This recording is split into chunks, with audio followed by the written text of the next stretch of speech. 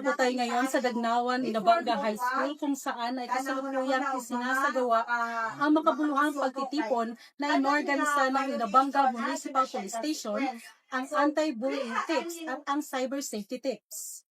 Matagumpay na isinagawa noong Oktubre 9 taong kasalukuyan, ganap na 3:00 ng hapon ang isang school visitation at IEC distribution sa Dagnawan High School, Barangay Dagnawan, Inabanga, Bohol. Ang aktibidad ay pinangunahan ng mga tauhan mula sa Inabanga Municipal Police Station, katuwang ang mga personnel mula sa Regional Police Community Affairs and Development Unit 7.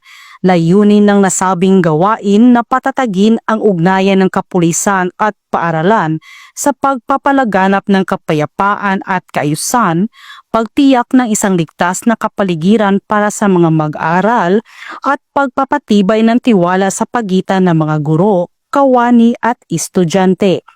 Tinalakay sa aktibidad ang mga mahalagang paksa tulad ng anti-illegal drugs awareness, anti-criminality measures, anti-insurgency initiatives, human rights advocacy, National Task Force to End Local Communist Armed Conflict, crime prevention tips at iba pang kaugnay na usapin ukol sa seguridad at kapayapaan.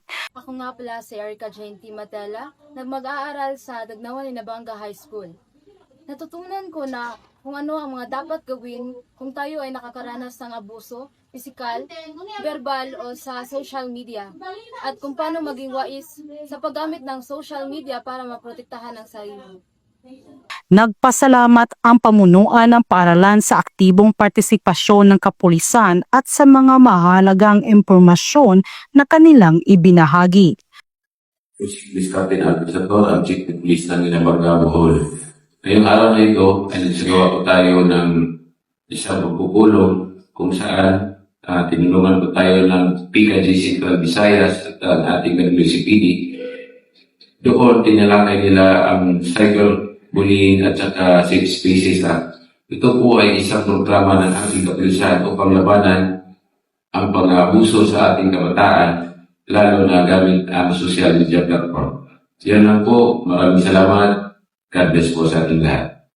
Ang matagumpay na aktibidad ay patunay ng patuloy ng kooperasyon sa pagitan ng PNP, paaralan at komunidad sa layuning mapanatili ang kaayusan, kapayapaan at kaligtasan sa buong Inabanga. Mula dito sa Dagnawan, Inabanga High School, ako yung Police News Network Correspondent, Patrolwoman Nikia Caniedo, alagad ng batas, tagataguyod ng Balitang Pulis. Thank